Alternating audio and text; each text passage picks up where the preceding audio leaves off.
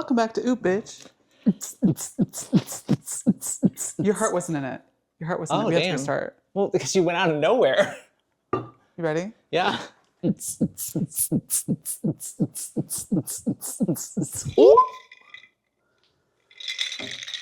Ooh. The gays are coming. The gays are coming. You can hear Hide your them. clits. The gays are coming. You can hear a gay coming Who's the guy in history? Hey, I'm gonna need you to do some improv exercises with me. It's yes and you have to listen. Huh? What were you saying? Who's the guy from the Boston who like told people the British are coming?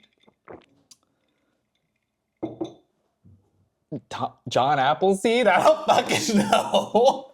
John Appleseed? It wasn't Thomas Jefferson. Not Bone Appleteeth. Bone Apple Teeth.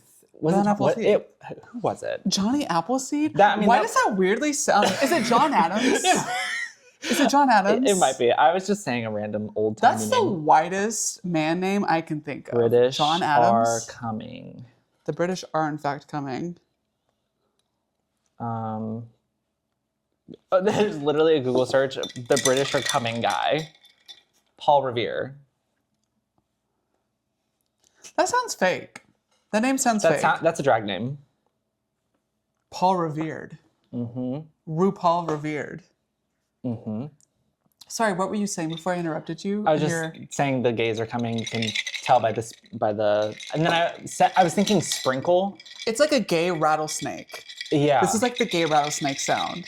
If you get too close to a gay and they haven't fully finished, and you slowly back off. Yeah, you can tell by the shaking of ice. Where are the KPIs? You're right, I'm so sorry. Mm-hmm. Mm-hmm. Yeah, we've been having this problem where I'll say a word and that's not the word.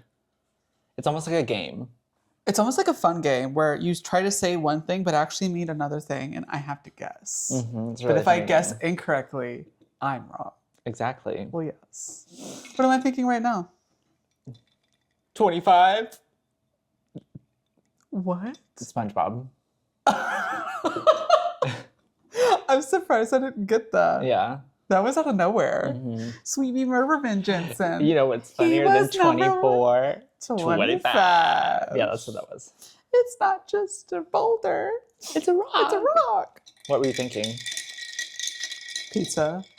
I actually was going to say pizza, but then Sure you were. What am I thinking now? Shut the fuck up. What am I thinking now? I'm not playing this game with you. Well, I'm putting you on the spot. What am I thinking now? Burger. Pussy. Wrong. And on that Burger note, pussy. On that note, burger finger. Yeah.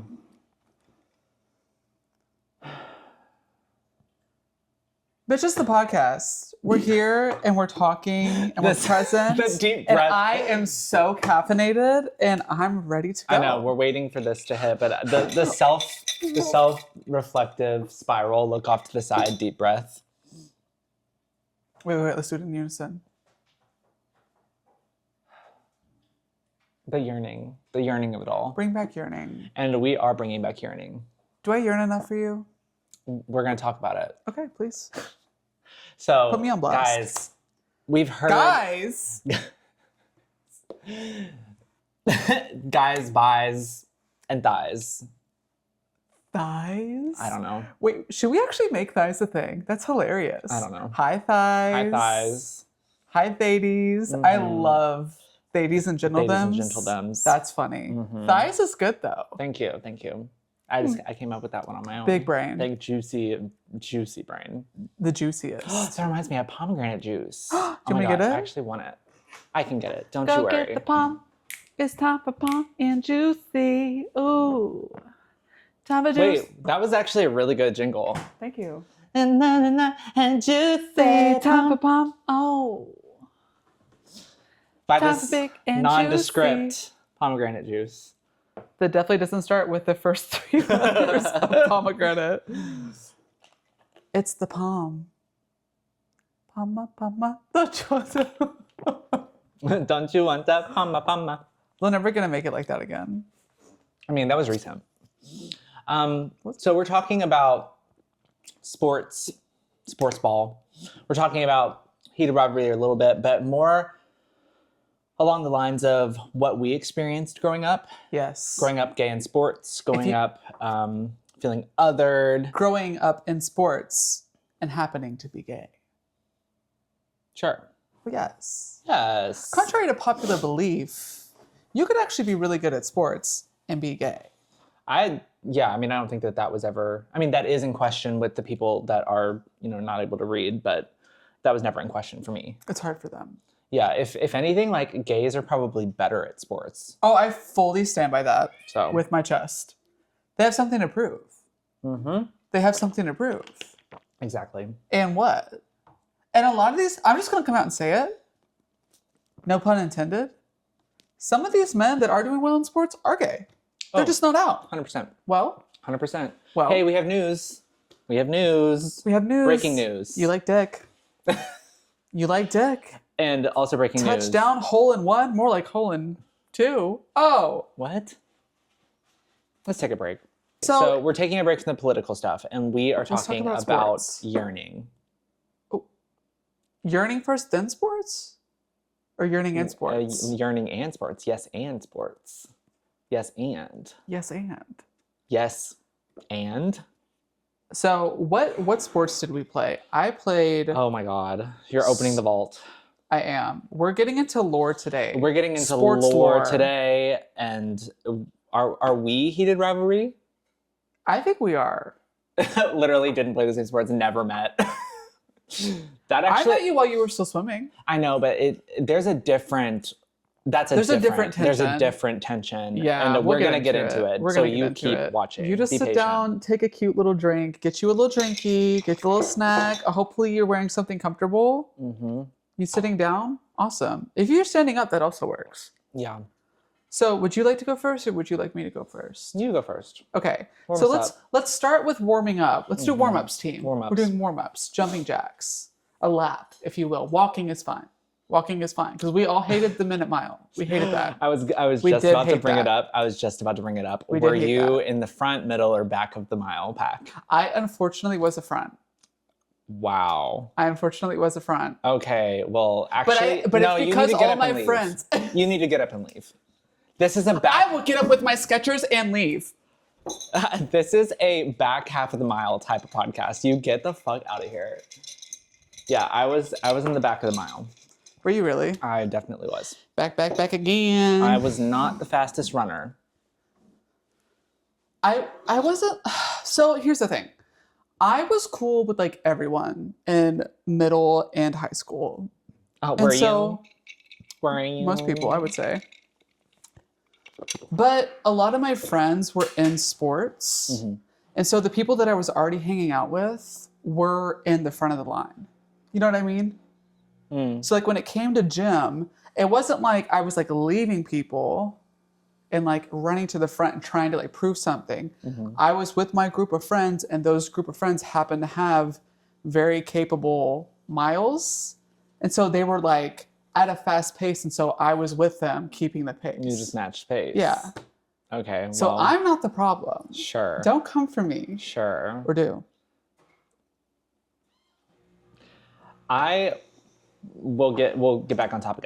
We do need to talk about the sports we did. I was always like in the back of the pack. I'm growing up. I was not a very sportsy kid. Like I was into like playing around and I loved.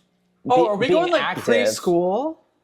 Yeah, I mean you brought it up. You said growing up. Okay, yeah. Like I'm just saying, I was never like a sportsy kid. That was not my predisposition. However, I did find sports that I was good at. Yes, exactly same here.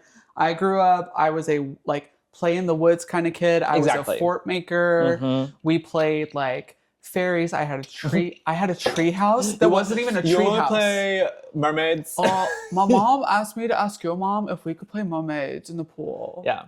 Can you come out and play? Can I sleep over, but only if your mom is okay with the... Yeah. Like neighborhood kid vibe. Oh, down. We had a tree house that we had like little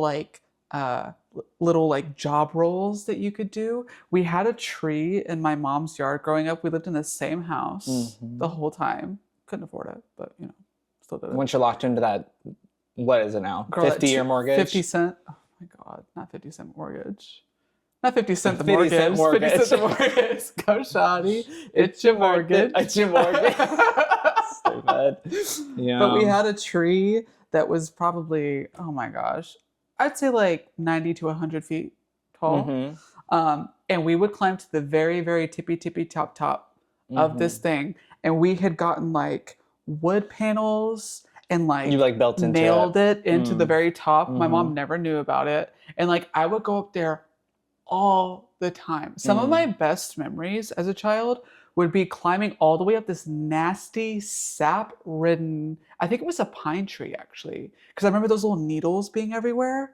And we had this like perfect little alcove made right under the top of the tree that had like this little like frowning of it. So it was a perfect little cover. And we had put stuff under to like almost make it a roof. And I would go up on like warm days and I would just lay there and draw. And you could literally see out, and it was like the tops of the trees and like the tops of the houses. And it was so pretty and so peaceful. Wow. Yeah. So when I needed to escape, that was my safe space. We were talking about this earlier today. Like, I think we were both very like exploratory and also escapism kids. Yeah. Like there was a lot to escape. I did the same thing. We had like this lot down the street kind of at the very end of the neighborhood where it was basically just forest. Should I have been... Is this when you lived close to me? So Liam and I, for those who don't know, we grew up like a neighborhood apart from each other. 10, 15 never minutes. ran into each other until college. Crazy. Trauma bond. Trauma. But we had this little lot. It was a little forest. We would climb the trees, and like there was the way that it was you could go under trunks that had formed to make archways. It was beautiful. It was there were fairies. There were fairies, and I was one of them.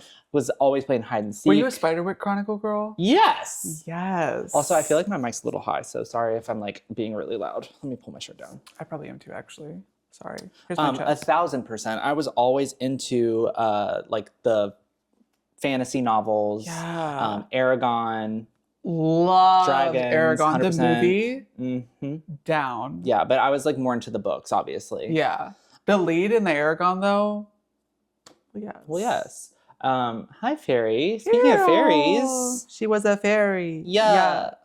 She was a fairy. Hi, pumpkin. We have local celebrity. Please welcome to the stage. Hi, Fairy. honey. What do you want, pumpkin? So I think we were both like that kind of kid where we were very free. Yeah. And then we were reined in a little bit. So I was always outside. I was definitely like running around playing hide and seek with the neighborhood kids. Born to serve, forced to work. Born to serve, forced to work. Yes. And I also really valued my alone time. I did too. We're very similar in that way. So I was, if I wasn't outside and playing with neighborhood kids or playing with my brother in the backyard or at the neighborhood pool type situation, also didn't have a neighborhood pool. I meant like another neighborhood's pool, not we didn't have a neighborhood pool. I was gonna say, okay, Rich. Okay, Rich. But if I wasn't doing that, I was playing video games. I was watching movies. I was reading books. I was going back to finding our escapism. Like we talked about this earlier today. I had a little book nook. A book nook. I designed myself a book nook. I love that. I had these like really... That's where the interior designer art started, yeah. Always, since I was little, moving stuff around. Yeah. Finding what works, finding the little magical nooks. Love. And it was essentially like a mini library. Yeah. So literally put like 2 half-height bookshelves in a little L formation to kind of close off the corner. That was my little library. I'd be reading books. Probably Aquamarine or H2R, Emer. So I was always up here. Yeah. I was a dreamer. I was very cerebral. Yes. Yeah. I was I liked my alone time. I was maybe considered a little weird in some I think that's a sign of intelligence. Sure. But my parents wanted me to be out of the house. They said, am I gonna say this? They said, we don't want you to get fat, essentially. And we want you to, like, get out of the house. Valid. Fair. Valid. Because again, I loved watching TV. I loved reading books. But I loved being also, sedentary. Parents, even though I know it was way back then, don't back in the 1800s. Don't equate weight to health because that is not tied together. Let's be really, really, really clear on that. Some of the quote unquote bigger people are some of the healthiest people I have ever met. And some of the skinny, jacked people are some of the most unhealthy people I've ever met. So be really clear on that and don't get that fucking twisted. And I was just big boned. I just have big bones. Where'd they go? Do you not see it? I'll see a big bone. Do you not see this big bone? Oh. Yeah, they wanted me to go for sports. So looping the entire story back to what sports did you do as a child? Yeah. Because I was forced into it, if I'm being so honest. Really? I was forced into sports. I actually sought it out. I wasn't forced into it. I actually sought it out. See, this is a complicated conversation and we're going to have it. Because I wanted to be out and doing things, but I wanted to do it on my time. Totally. The forcing to get into a sport was about the regulation and routine of doing something on a regular basis, not on my whim. That's what I didn't like about it. And where I really look back at it is it's because they didn't want me in the house and spending all my time on the computer or watching movies, even though that's a huge passion of mine. But it was we need you to get out of the house and you need to do your exercise, and this isn't good for you to be having this much screen time. All valid, but also at the same time, let me feel my let me feel my oats. So let me play my Pop Tropica. Yeah, and let me play my Club Penguin. And every sport I showed a little bit of interest in. Yeah. So I did flag football. What is flag football? Football without the tackling. Okay. Because you just grab the flag. Oh, okay. Yeah. Okay, gotcha. Because again, growing up gay in sports, I don't want contact. Don't touch me. No contact sports. Don't touch me. Exactly. I never got into basketball, never got into baseball. That was more my brother and my dad. Okay. My parents played basketball growing up. Okay. They were basketball parents. Yeah. And we were a basketball and a football household. Oof. All-American. All-American. Baseball is an American. Yeah. There's tiers to it. Yeah. I would say. Yeah. Because there's some gay sports, I would say. There's you're not gonna look at football and gymnastics and ice skating the same. You know what I mean? There's different tropes. Hey, all difficult. I would argue the less, and that's why gay people are better at sports. Because those sports are hard. Ballerinas? Hard. Ballerinas? Some of the most fit people I've ever seen. Baby, you have to use so many more muscles. Literally. I struggle in Pilates. Do you think I can stand on a tippy toe? Yeah. On point? Yeah. No. Gag. I'm too big boned. Okay, so you did flag football. Flag football. I played soccer. Love. But one of the favorite stories of my family is that, of course, and I was very, very young when they signed me up for soccer. We did a lot of trial and error with what I was actually going to do because, again, I was very they were determined to get you the fuck out of the house in my own mind and on my whim. You can't lead a gay to water because they want vodka. Exactly. Absolute. Cut water. Yeah, knock me the fuck out. I can't. Honest to God. So soccer was one of the first sports that we tried out for me. Did you like it? The story is that I was supposed to be playing soccer and running and chasing the ball or even being goalie. I don't remember even what my placement was, but I knew what I was doing was out on the very corner of the field picking flowers. Literally, I have a similar in the dirt. Were you there when my mom told that story? I might have been. So I literally had the exact same thing. Tell everyone. So I also played soccer. And I literally would be chasing bugs. And we were looking for the fairies. Looking for clovers and flowers and looking at birds and stuff. And my mom tells this story the first time I ever did that, I was obviously playing around and not being serious because I'm a child. I'm whimsy. Bring whimsy back. Full of whimsy, wanderlust, and excitement. And my mom... And magic. gay. Sugar tank full of sugar. A little sugar in the tank. Full of sugar. My tank is running on sucrose. My mom came up like at the halftime and was like, "You're supposed to kick the ball in the net," and then I scored like 6 goals right after that. So I'm like, "Oh, okay." I have a very similar story to this. Awesome. Yeah, we have a lot to talk about here. So sit down. Sit down. Take a seat. Grab a snack. Sit down. Subscribe. You know, if you're nasty. Twerk. So I was always picking flowers and like not doing what I was supposed to do. So they said, okay, soccer's not the thing. Did I skip a flag football game and did I completely lose interest in flag football because the premiere of Avatar: The Last Airbender was premiering? Yeah. Gag. You know when that came out? My birthday. Wow. You're the Avatar. And the Avatar. You're the Avatar. Also, one of my favorite series ever. So good. That's actually going to be my new note. Wait, Avatar: The Last Airbender? The Last Airbender. Oh, I was thinking Avatar like... I said Avatar: The Last like Airbender. James Cameron Avatar. No, I get... Yeah, I know what you're saying, but I Glozell's... said the Last Airbender. Sorry. Glozell's Avatar skit? No. That's a deep cut. That's canon. That is canon. So... yeah, It's an icon. I lost interest in flag football because I couldn't watch my programs. That's when I wanted. Super valid. Because how are you going to tell me that flag football can compete with bloodbending? Exactly. Because how are you going to tell me that Toph I'm trying to bending waterbend with her feet? Like you can never compete with that. Yeah. Like they should have honestly what they should have done is come out with like Tai Chi type classes inspired by those kids shows. 100%. Because then kids would have loved that. Well, give them little like different factions. Well, where you could say like you're an airbender, you're a waterbender, but yeah. actually it's like different sports. Come on, imagination, whimsy. No, it was up here because Whimsy. Guess what I did? Guess what my next step was? What was your next step? Karate. Well, yes, of course. Did I make it? Well, actually, it might have been Taekwondo. Now that who was your favorite character? I know the answer. You know your answer? I know your answer. That you don't know my answer because I have so many favorites. I think it's Katara.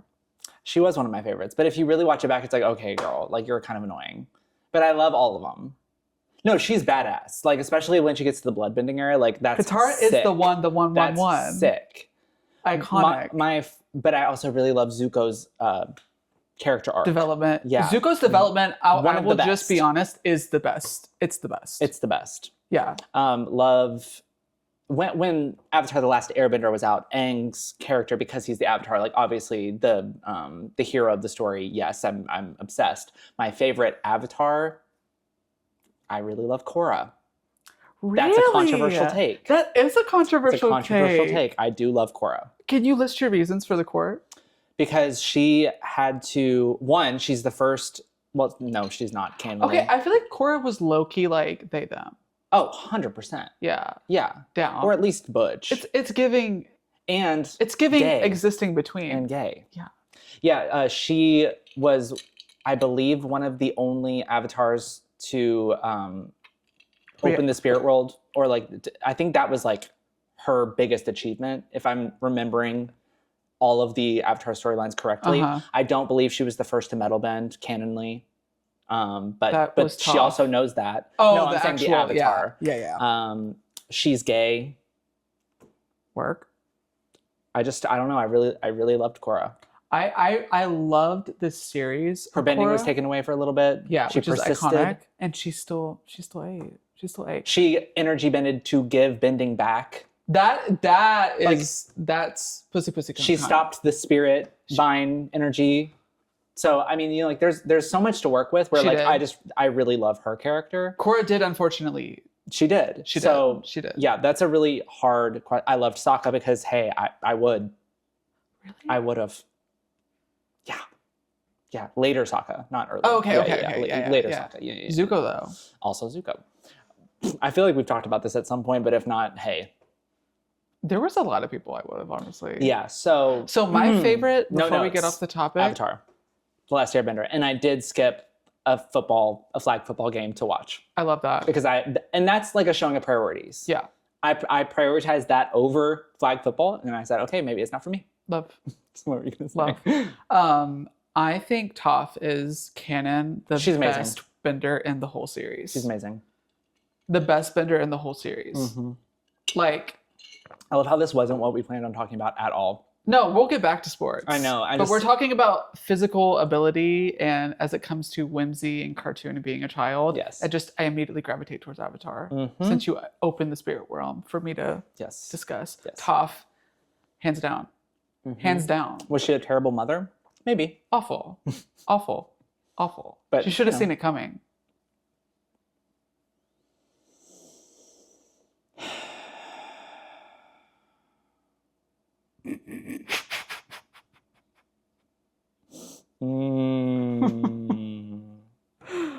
So I played soccer. I played gymnastics. Gymnastics. You played gymnastics. Period. What would you even say? I participated. I practiced gymnastics. I don't know. I was a gymnast. I was a gymnast. Yeah, I guess. Because you wouldn't say I played ice skating. Right. You'd say you ice skated. English is dumb. I was an ice skater. I was a gymnast. English is dumb. Yeah. Soccer. I would have loved to get into gymnastics. I always thought it was so cool. Yeah. Can't contort my body in that way. So it's so much easier when you were a child to like be limber because your body isn't cartilage. Like stiff. Yeah. Your soft skull. Like there's things that there's photos that I have. I'll find them and put them in. There's photos that I have and like ways that I contorted my body that I don't think I'll ever be able to do again with the trauma that I have from working a desk job. I don't think I'll ever get back there. And that's going to be something we should work through. And we're going to work on it. We're going to work on that. We're going to work on it. Mobility. Really important. So important. Really, get into that. Mobility. Especially if you all are trying to do some things that you've been watching on TV. Okay, you need some mobility. Especially with that heated rivalry. Need some flexibility with that heated rivalry. So I played soccer. I was a gymnast. I played basketball for a hot minute. Like not even a season. Like it was like run of the mill, like not a big deal at my church. Mm-hmm. And then what else did I do? I like kind of played football, but not for real. My big ones were soccer and gymnastics. I played gymnastics for the longest. Mm-hmm. I did soccer as I was more developed in like middle school and high school, and a little bit when I was younger in like elementary school. Mm-hmm. So that's like canon my shit. But I think the best one, honestly, like I liked the community of soccer being younger. I didn't like it when I revisited it in like middle and high school because people were like, the bias of people's parents had been like passed down to them. And so there was a lot more divisiveness, I'd say. But gymnastics was always so fun, so freeing, so good. I did have like one Russian coach that was like super, super, super serious. And like, as you do in gymnastics. As one does, because it is very important. That was like no bullshit, but I had the most fun in gymnastics. I honestly miss it so much. I did gymnastics as a kid. I have like literal horror stories I could tell about like the things that I saw, the bones that I saw break. If you're interested in that, leave it in the comments somewhere. Oh my gosh, please. I could talk for hours about that. Yeah, actually. That's crazy. But I won't get into it for the purpose of this program. Loved that. But honestly, the pipeline from like gymnastics to like lyra and silks and like circus, I was able to do that in Louisville for a little bit with my friends. And honestly, if I were to go back in the Rolodex of things that I've done and revisit now as a child, I think I'd do like silks or like lyra, because it's so gentle and it's so good for your body, especially if you don't do like the really intense stuff. Like with silks, you can do basically like gravity therapy. Gravity. Bringing it back. Please don't. Put it down. We need to put it back on the ground. Yeah. That's literally me. The era. I know. I feel like that was a point in time. When it was. Anytime anything relatively close to that movie franchise, we would burst it out. I still think we're in it. A little bit. We're coming out of it. We're coming out of the promo season. The yellow brick road is coming to the end. Yes. Yes. We have the ruby slippers now. So yeah, I really like Lyra. I really like Silks. That shit is no joke. It will build your core so quickly and it will help you develop muscles so quickly, while at the same time, you can amp it up or amp it down.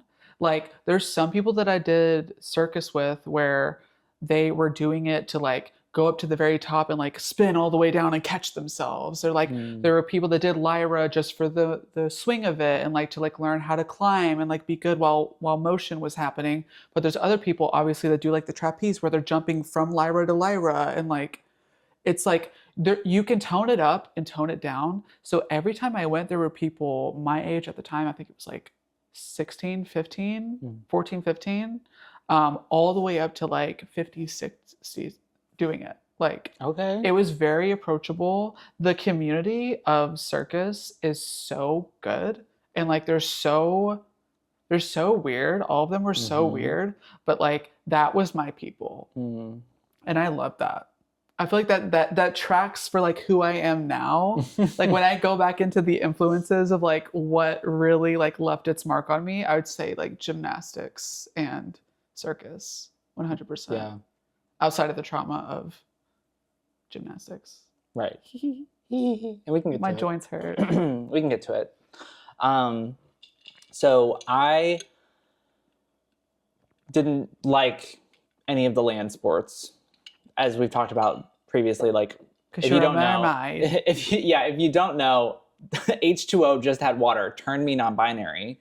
Also was a Little Mermaid kid. Oh, you were. I was always like, I always had an affinity for the water. Ariel down. For as long as I can remember. Mm-hmm. And what the turning point, I think, was that I was trying these sports, and I always was going to the, again, other neighborhood pools and having a lot of fun from a very young age. And my mom noticed that affinity, and we were trying and failing with all of these sports. And at the time I was doing Taekwondo because of Avatar and the discipline. I can just imagine you like, like Water. really getting into it. Yeah. Honestly, so fun. Yeah, no, I enjoyed it. And fun. I did a few belts, but the thing that I really couldn't get behind was the discipline. It was too much for me, because again, escapism, freedom, I think exploration. I think that's where we differed a little bit in our experience, in that like I fought discipline head on. I was so headstrong as a kid and still am as an adult. And in ways I appreciate that. In other ways, I feel like it's not been a good thing. But I feel like the way that my family was growing up, and even now, influenced how I responded to like structure and things like that. And I did not deal with it well. So like there were constant times in like gymnastics, or even more so in soccer and even school, where people would tell me to do things and I would just straight up be like, no, what the fuck are you gonna do? What are you gonna do? What are you gonna do to me? I'm a child. Touch me, I'll call CPS, bitch. I don't give a fuck. You had a mouth on you. I sure did, and still do. And that's where I feel like we had a very similar experience, but we differed. And I'll try to fast track this, because I know that this isn't the point of the conversation. But welcome to the podcast. Extenuate. Welcome to the podcast, Marinate. where we yap endlessly. Yap it up. Yap it, girl. We're yappy to be here. Literally, get the fuck out. Okay. Don't hurt yourself. So I was doing Taekwondo. At the time, I was also doing piano lessons, because again, I was always really musical.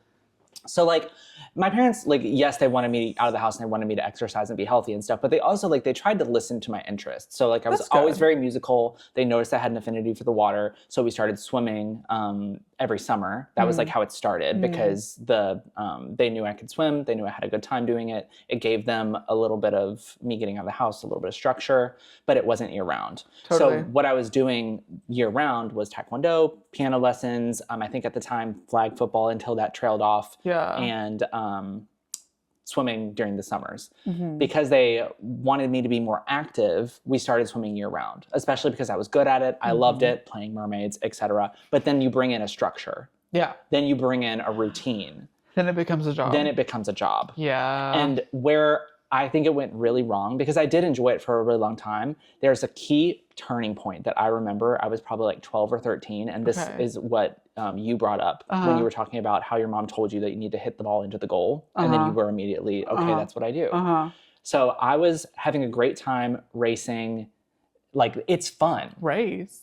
No, if you cut a sport down to it, it's supposed to be fun.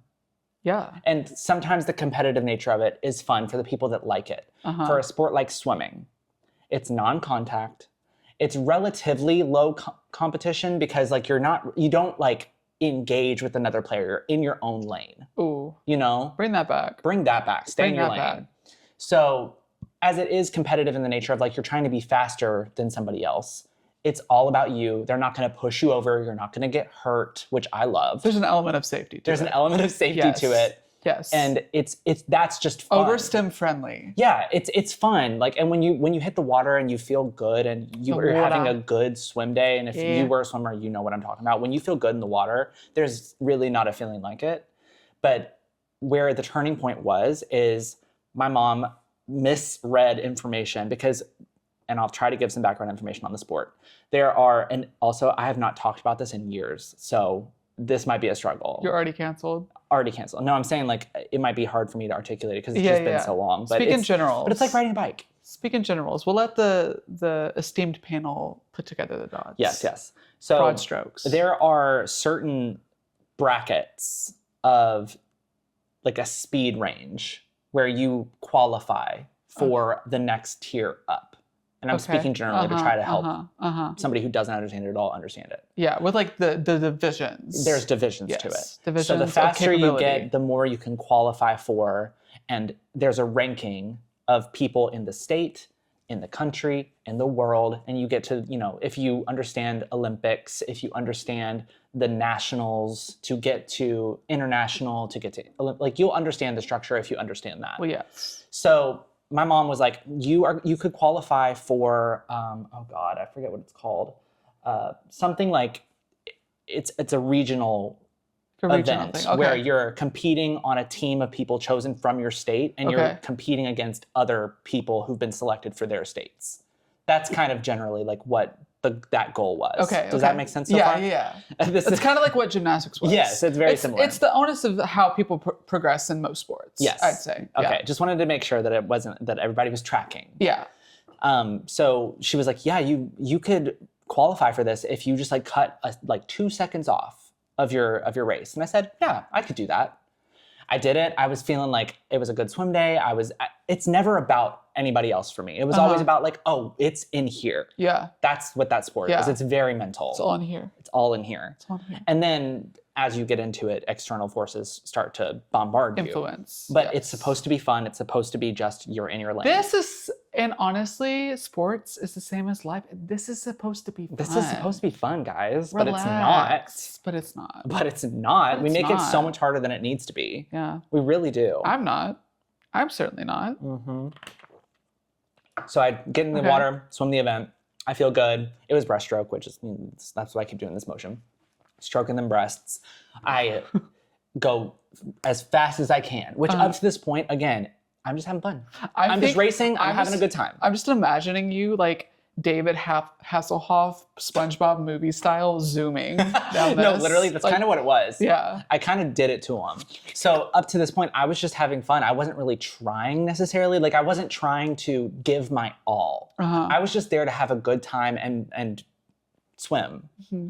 So that was the turning point where they realized, oh, you could actually like do something with this, because I went so fast that I actually did qualify for it. Period. And my mom looked back and she miscalculated the amount of time I needed to cut off, and I'd cut like 30 seconds. Love. Like an insane amount of time. Love. Off of the race, and I got first by a large amount. Work. Because I was just go fast, go fast, go fast. Like, she was number one. I'd never done it to that point. I never did my big one until that. You literally did your big one. And that was the turning point where they were like, oh, you're like, actually, you could. She's really good. She's really good. She's really good. And so I qualified for the regional meet, and then it just kept progressing. I kept getting faster because I was like, oh, this is the unlock. Like, how old were you?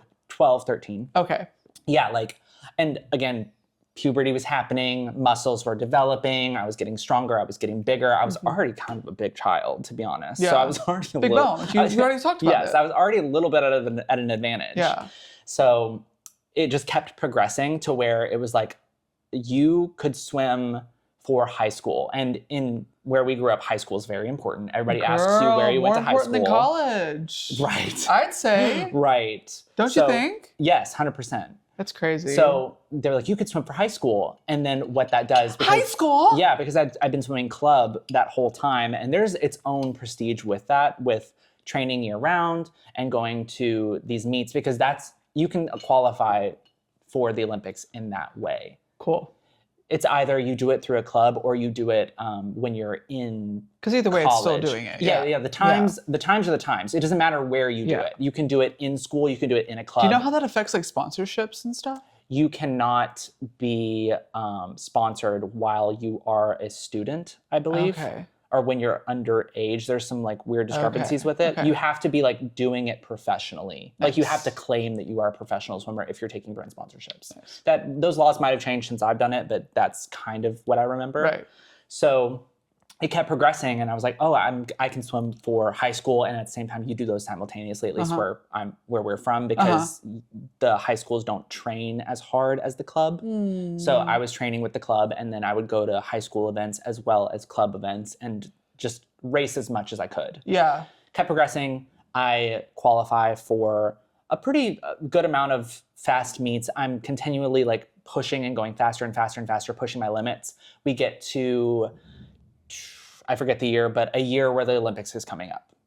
I don't get it, but I'm very, very young. I was close for how young I was. Yeah. And I think I was like maybe 14, maybe 15. I can't remember. That's super young. But yeah, like very, very young. And I was pretty close to qualifying for Olympic trials. So the 4-year cycle starts then. It's like, you were close, now it starts like the real work. We're gonna get you to go to the Olympics this next time. You're gonna be training super hard. And where that lines up is also where I'm going to college. And how I'm being not drafted, but sifting through like sponsorships, scholarships, all that stuff. Yeah. Yes, it became very serious very quickly, and there were multiple points in my swimming career, in quotations, because I never went pro. I mean, it's D1. Yeah, I eventually started swimming D1 for college, but even before that, it was like because I was pushing myself so hard so often, there were injuries. Yeah. There were times where I was frustrated because I wasn't like doing what people needed me to do. Yeah. Or there's a lot of pressure. Yeah, there's a lot of external pressure, and my parents would always be like, well, you don't have to do it. Like if you want to stop, you can. But in the way that I grew up, I came to understand that swimming was my way out.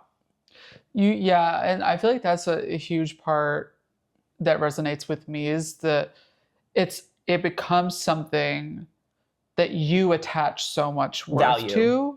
Yeah, and that's the hard part for me, because even in my instance, I was a little different than you in that I started gymnastics really young. Like I started doing it around like 5, 6. That's when I started swimming. Yeah, and then I did it from like 6 to like I think 11.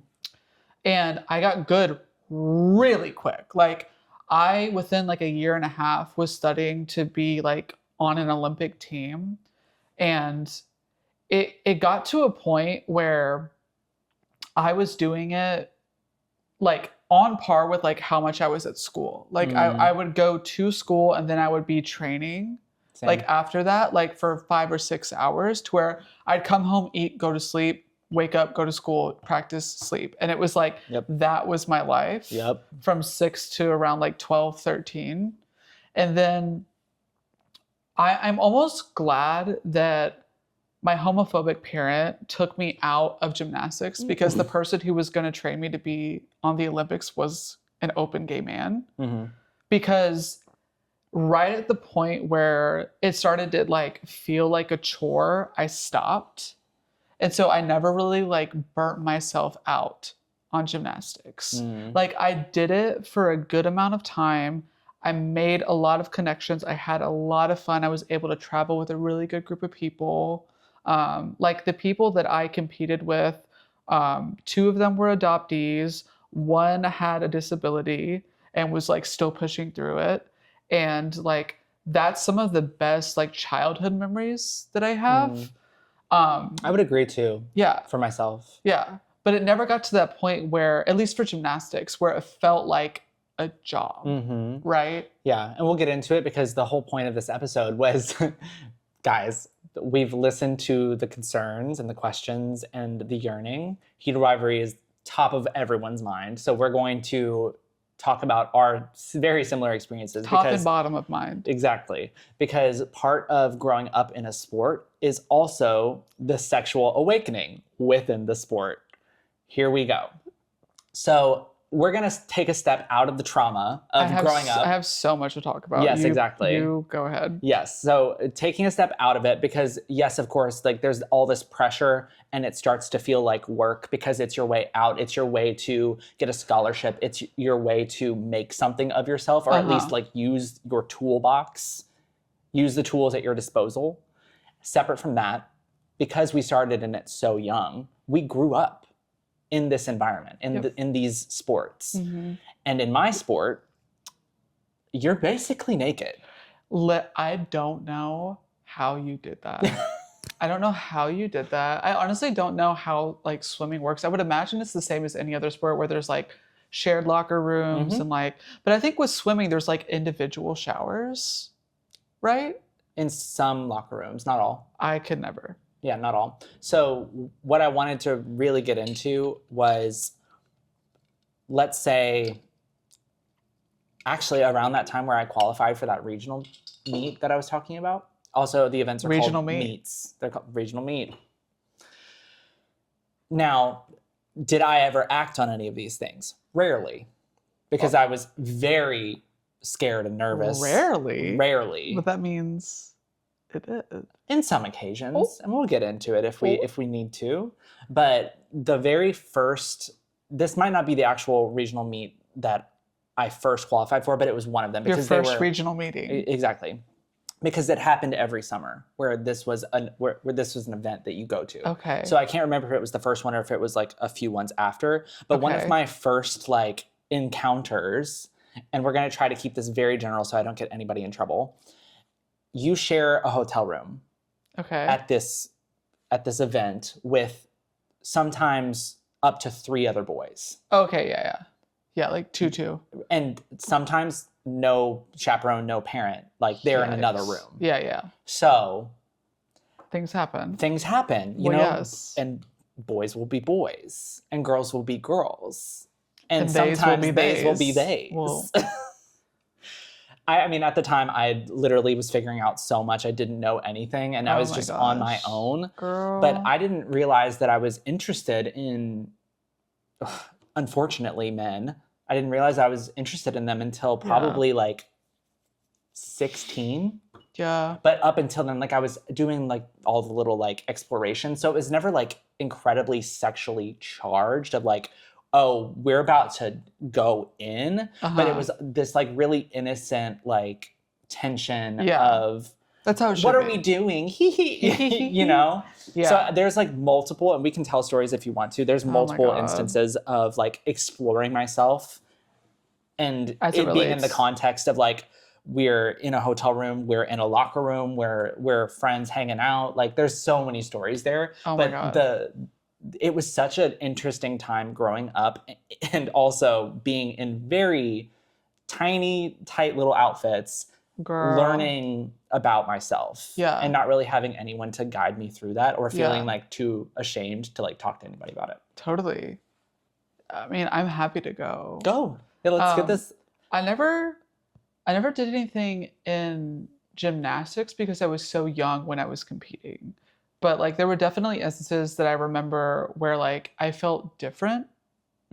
Like whenever like people were talking about like girls or like talking about like I like young kids just making like stupid comments that they don't even know what they mean. But like I think I had a lot more consciousness at a young age just because I grew up in, you know, a Midwest Christian Southern Baptist family. And so like things were lines were drawn in the sand before I knew what the lines meant. And what I knew was on the other side of that line. Yeah. And there's a lot of background context in some other episodes. If you're not familiar with what we're talking about, we've had a few where you can probably find it. But the lore is we both grew up religious. We both grew up understanding that being gay and same-sex relationships were not ideal. Not ideal. To say the least. So I think from their perspective, obviously. From their perspective, obviously. The thing that I would say like is the most heated rivalry. Oh my God.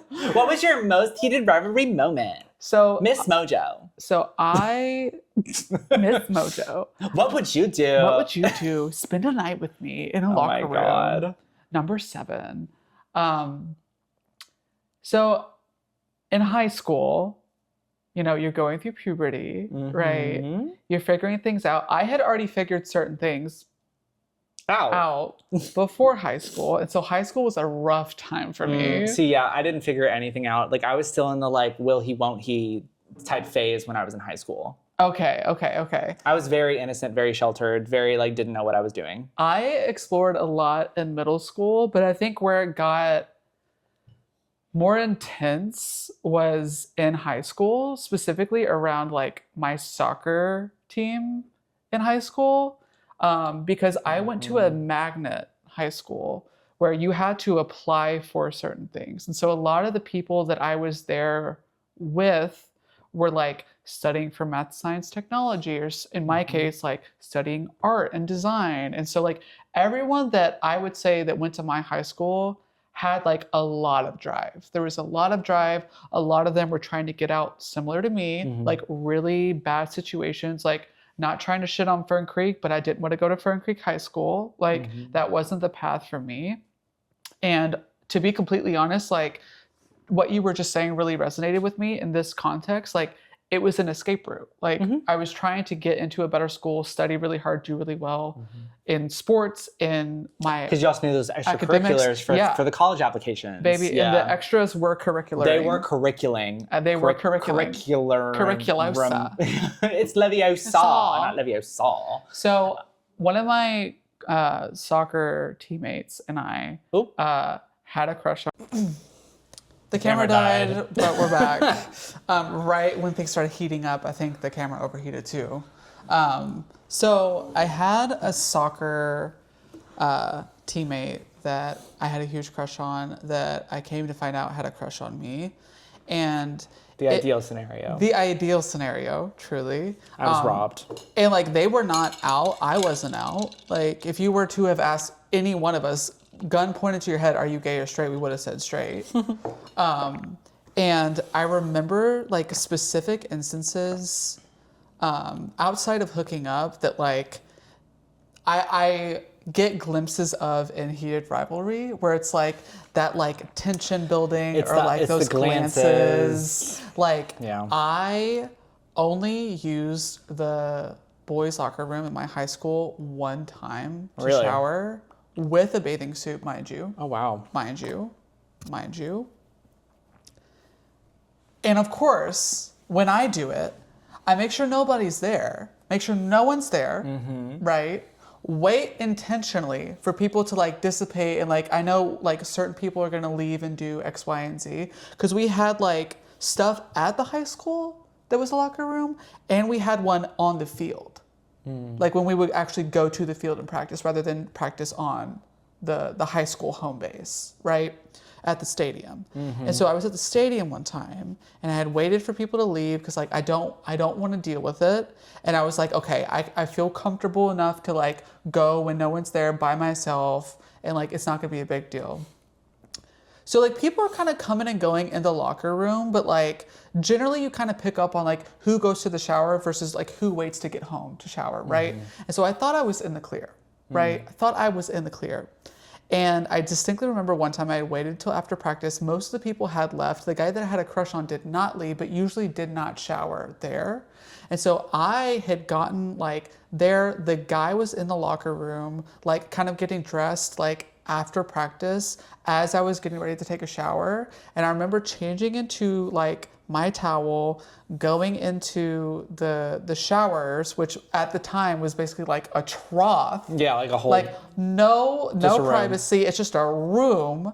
And like, I'm not about to go into a room like knowing I'm gay into like butt ass naked men. Like, no, that's like, I don't want to embarrass myself or out myself. Like that's trauma, right? So I go in, I take a quick shower. The way I mean, like I'm in there with a mission, tunnel vision, black at the edges of my eyes, right? Like I'm in there to do it and get ready, okay? Like head and shoulders ready to go, ish, okay? The 3-in-1 body wash, that was my Axe gift. The 3-in-1 gift, the Axe body spray and 3-in-1 body wash. Yeah, I was in fact using that. Go in there, do my thing. I'm naked, right?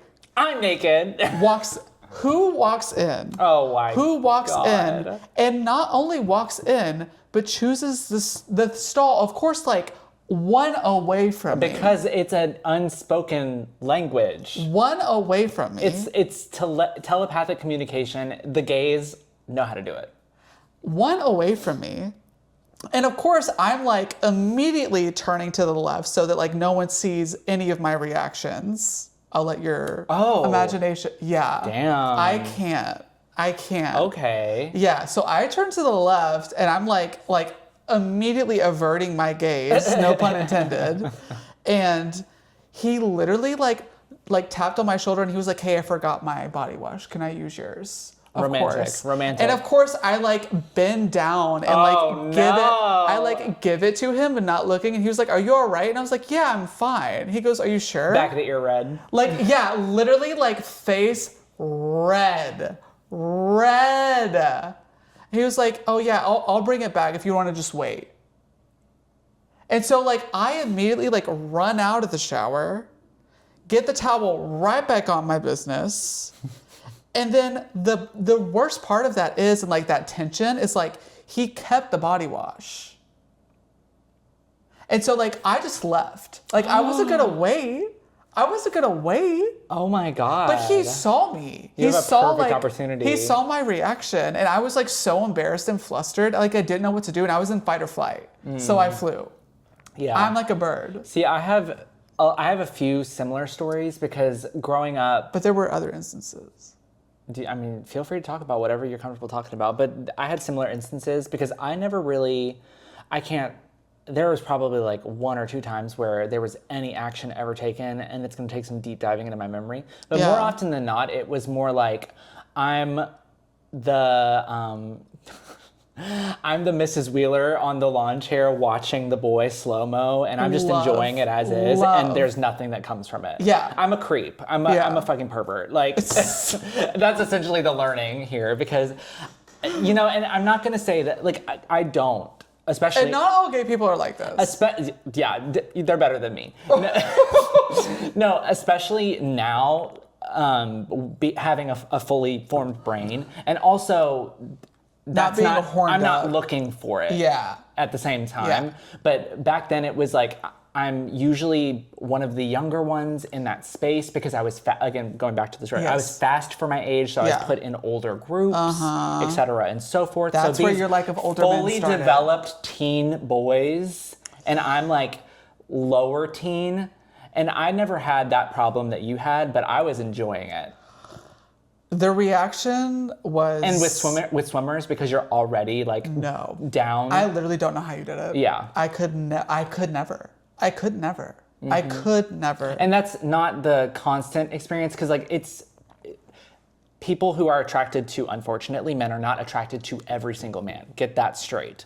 So it wasn't like I couldn't control myself and I couldn't look at any of the men and I was gonna go feral for all of them. Yeah, there were always like 1 or 2 boys I was like, oh, they are fine. Yeah. But that's and let's be clear on something. Few. Yeah, let's be clear on something. Gay men hate men. Hate men. We hate men. Hate men. We hate men. Unfortunately, do need them biblically. We do need them biblically, unfortunately. And that's on us. Yeah. And that's our cross to bear. Okay? That's the apple I bit into. Love that. So true. Caleb Heron, so true. The guy that I had mentioned in the the shower The scene, former? the former, the latter. We had multiple occasions where that. things did in fact escalate, and see, I lovely, love that. lovely and respectful, Love that. and safe and sweet and kind and not outing, not blackmaily, lovely, amazing, sweet And we need more of interactions. that. But like there were other instances of that, like before anything happened, similar to that, where like he would like steal my shoes, or like at one point he literally stole my underwear. Oh. And I was like, what the fuck is going on? What the fuck is going on? He was like, yeah, you'll have to like come back to my house and like hang out with me to get it back. Wow. Gag. Wow. Me, high school, oh my God, this is love. So this is love. This is love. So this is what it's like. This is life is worth living. Life is worth living. But there was that. There were also like other instances in high school. Wow. I was very active, I like love that. middle and high school. I know. But like there were other instances in like some in like middle school, but like more in high school where like it didn't feel as safe, and like definitely felt like this weird like rushed, hushed situation where it was like you felt very used. Like there was like there was an older college guy that I would hang out with frequently because like I was dumb and stupid in high school. That definitely took advantage of the situation. That was not, as some men do, not good. as most men do, not good. Yeah. But we have since learned. But like, not many people I've come to find in my older gay age have those experiences positively. In like, especially high school, I would say. So I'm grateful that I had, like, that's one instance of others, but like, that's the one that sticks out as like positive, good, healthy, safe, keyword safe, experience growing up, where like, it was just like, it was innocent, it was sweet, it was not like, it was at no one's expense. Yeah. So I'm grateful for that. I love that. Yeah. I never acted on anything before college for a few reasons. I was never educated about it. Me either. I was still exploring myself. I was also very insecure because I was a little bit, what's the word I want to use? I was a little bit more cushioned, which is fine. Fluffy. Yeah. I mean, that's what I was definitely called, not in an endearing way either. Yeah. Hey, don't call me fluffy. That's so rude.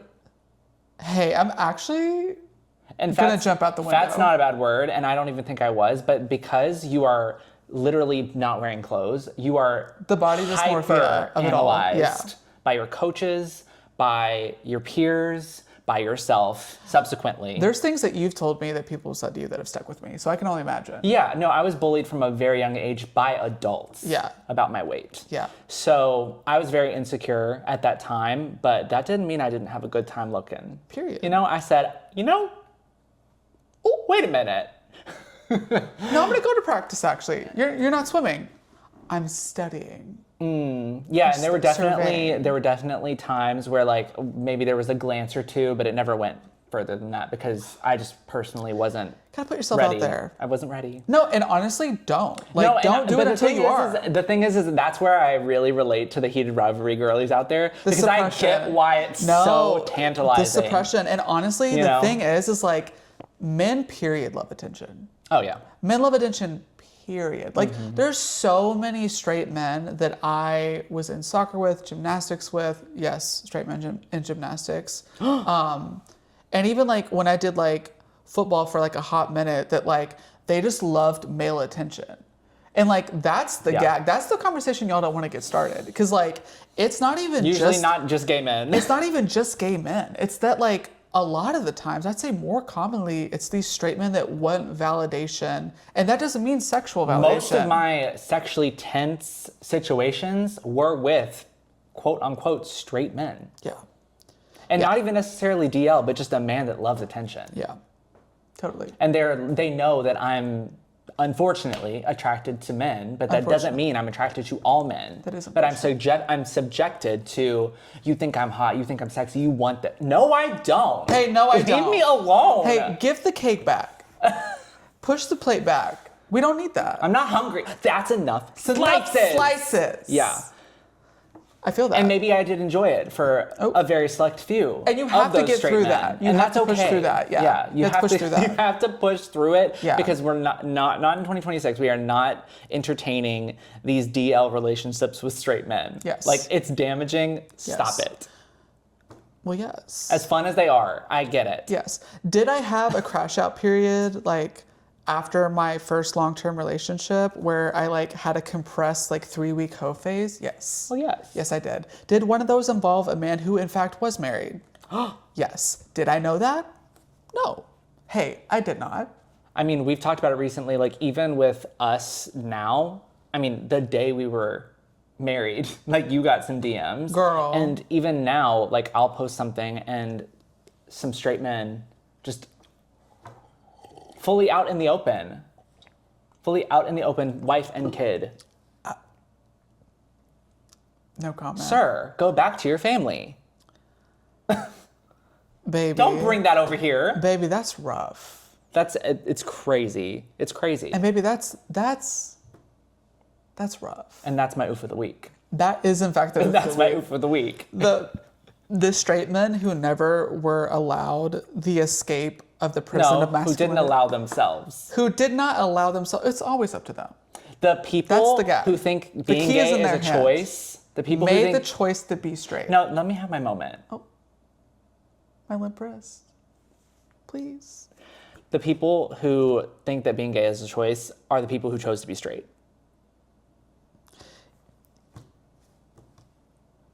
Facts is facts. Shrimps is bugs. I was literally just about to say that. Shrimps is bugs. I still can't remember where we said that or if it ever like made it to the light of day, but that cracks me up. Shrimps is bugs. Shrimps is bugs and salts is rocks. Salts is rocks. Salts is rocks. We're putting rocks on our food. Why are we doing that? That's so crazy.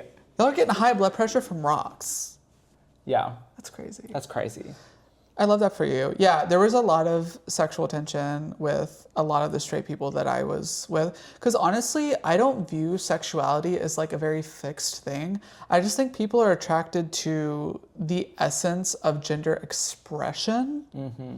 And like, people don't want to have that conversation. Like, I think you're attracted to power. You're attracted to the idea of expression as it relates to masculinity and femininity, which everyone has.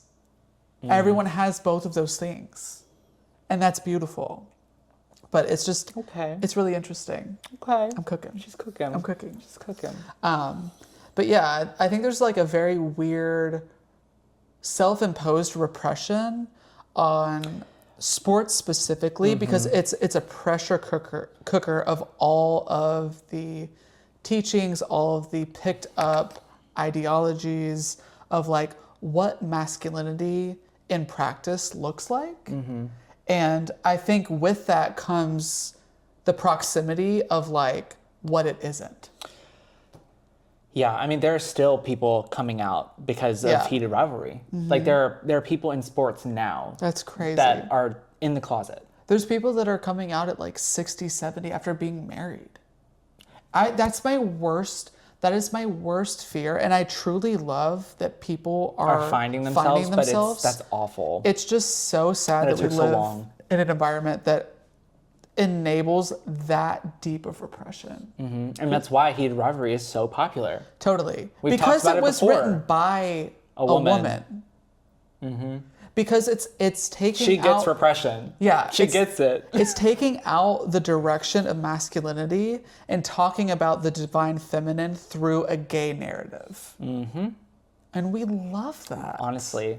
And we love that. And it really Being comfortable with your femininity will unlock so many depths of your sexuality and what you truly want. Because to be feminine is to be desired and to understand desire. And that's powerful. And we love that. And even before I understood gender dynamics and how that affects like someone's value on you, because again, like the mask for mask people are out there and they are kicking to the back immediately. Actually leave. But I never tried to, I mean, to a certain extent. Yes, did I try to be the boyish, like, twink that everybody wants? I don't think you tried, baby. You know, like... I don't think you tried. I think you were. No. I'm saying, like, yes, I was young and I was smaller compared to, like, people who are also in sports. Yeah. And we can get into that story, too. Yeah. About just that aspect of it. But everyone just wants to be desired. Yes. Yeah. But don't get me off the train. Sorry. Don't get me off the train tracks. I never tried to change my personality to the point of where, like, I was like, yeah, bro, the DL. Like, and there's straight men doing that for other men. Yes, exactly.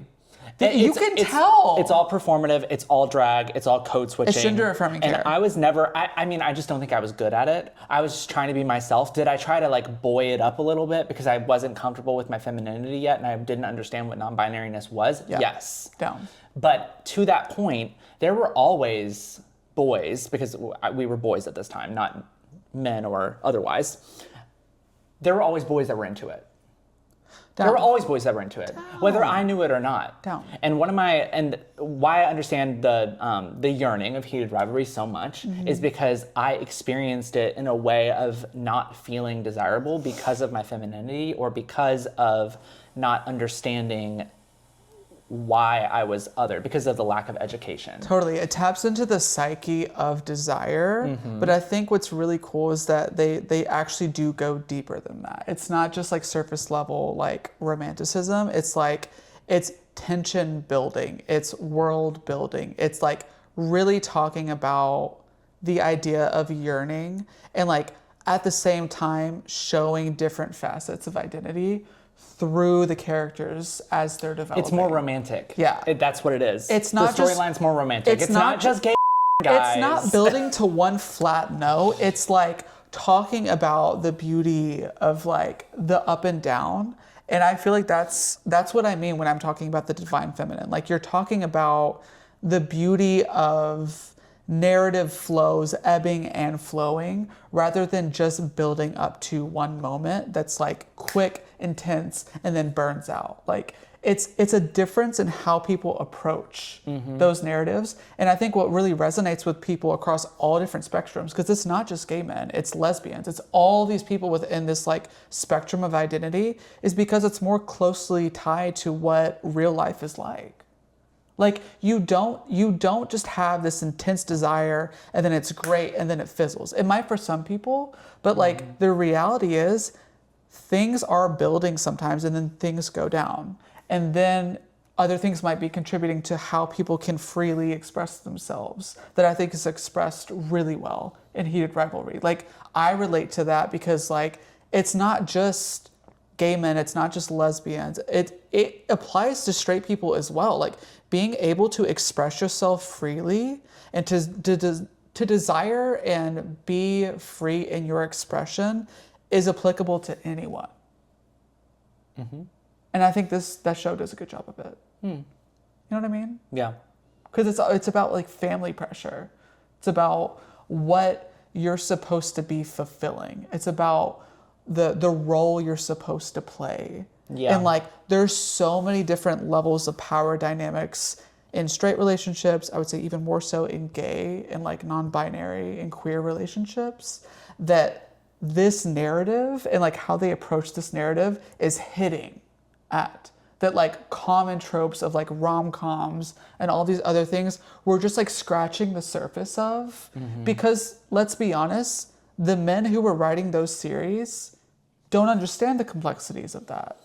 And we're interested in understanding the complexities of that from the female perspective. Exactly. And that's what's so powerful about it. Thank you. Thank you. Thank you. Yeah, I mean, it just taps into this, I mean, that's, especially if you're not in a relationship, like that's, I think what you should be looking for is something that like, it has that passion, because bring back whimsy, bring back passion. El passion. El passion. Passion.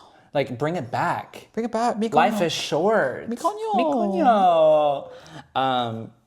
one of my key memories growing up, again, kind of separate from sports, but very gay, very tension, was very gay, very tension. Very gay, very tension, and formative in a lot of ways because I understood like what I wanted. Love. Was, and I've told you this story before, is that there was this boy in class, and I'll try to keep it general again, trying to keep people's identities safe.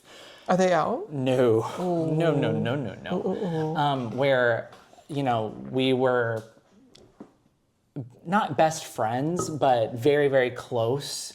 He would always want me to sit on his lap. We would eat lunch together. Mm-hmm. He would invite me over. Honestly, like, not seriously, but also not seriously, like, wanted to take me to prom. Never happened because he ended up taking a girl. Rude. And that's the tragic part of the story where I want to stop seeing that shit. Like, we experience it on a day-to-day. Stop making gay stories tragic, and that's what I also really love about Heated Rivalry so far, is that it's not incredibly tragic. Where, it's showing both ends. Yes, exactly. Yes. That's what I really love. The two-narrative duality is great. Because, hey, we experience tragedy enough. Thank you very much. This sympathy of it all, like, stop. I'm so tired of it. Like, there's so much queer joy. We need to celebrate and show queer joy. And even if that boy was not aware, even if that boy wasn't aware of the queer joy that it was bringing me, and whether or not he was aware of what he was doing and what he wanted, because I think he was in it, he just wasn't ready to commit to it. Oh, honey. We have a story that you've never been told that I have been waiting to tell you until this podcast, until this very moment. We're getting an exclusive. We are, in fact, getting an exclusive. But that relationship, I'm going to put that in quotes. Like, that relationship was really formative in ways of, like, I want to feel cared for. I want to feel desired. I want, like, to have that type of relationship, and I do. Yeah. But that's, like, what taught me, like, what I really valued in a relationship. It's not really always, like, this raw sexual tension of stealing glances in the shower and we're naked, you know, naked, looking at each other from across the aisle. Like, it doesn't always have to be that. Love it. But I'm naked. It's about the emotional, like, part of it. Totally. Well. So said person that Liam is discussing, I have in fact met. No, I don't think you have. Oh. So we're thinking of a different person. Oh, yeah. Everybody wanted this cookie. And they had a slice. No, none of them got a slice because none of them wanted to act on it. Literally, I was talking to a friend about who you're thinking about, and we're trying to keep people's identity safe. I'm sorry. We love to name names, but we're not going to out people. I was talking to a friend about this, and it was like, oh, they wanted it so bad. And they were like, oh, they were gay for you. And it's like, I literally texted this back and said, well, that's their fault, isn't it? No, literally. Because they didn't act on it. That's not my problem. This person I met probably a couple times throughout, like, our initial stages of, like, being together. There was a house party that I had attended in very, very tight pants. Oh, you haven't told me the story? I have not. Oh my God, I'm excited. So you remember this. Lock-in team. You brought me to this party to meet your friends. Yes, I remember this. And when I got there, people were very drunk. Very classic college house party. Very drunk. Said person that Liam is talking about, there was a point where, like, you had, like, left. I don't know if it was to go to the restroom or to kind of, like, mingle. But I remember I was sitting, like, near the kitchen. Like, I had, like, my solo cup. I was just kind of, like, awkwardly, like, sitting there. Because we were relatively new, like, dating, right? Yeah. With this, what story you're talking about? Yeah. Yeah, we were relatively new. Yeah. Homeboy came up to me, gave me like a weird, a side hug. Oh. Like a side hug. Interesting. Came around me, like, from the back and was like you could literally smell the alcohol, like, just emitting from this man. Comes up from the back, like, holds me from the side and says, oh, you're really stout. He was like, those pants look great on you. And I was like, oh, thanks. And he was like, yeah, you and Liam should stay a little bit later. I think we're going to go, like, do some fun stuff. But, like, heavy gay emphasis. The person you're talking about, we've shared a hotel room before. Like, they had every single opportunity. That's their fault. It was giving, that's their fault. It was giving, like... That's crazy. It was giving down. It was giving, like, say the word, I won't say anything. You know what I mean? Not like, my problem. The salami was on the table for the charcuterie. What is with you in these weird analogies? Well, you got what I was saying. You got what I was Where do saying. they come from? Well, Where did you come from? Where did you go? well. Yeah, Where'd you no, come honestly, from? like there were so many people that, especially looking back with the fully formed brain and the knowledge, it's like, oh, 100%, they would have. It's the look up and down for me after you said that. Yeah. I was like, Yeah. I feel like an infant. Anyways, that's kind of their type though.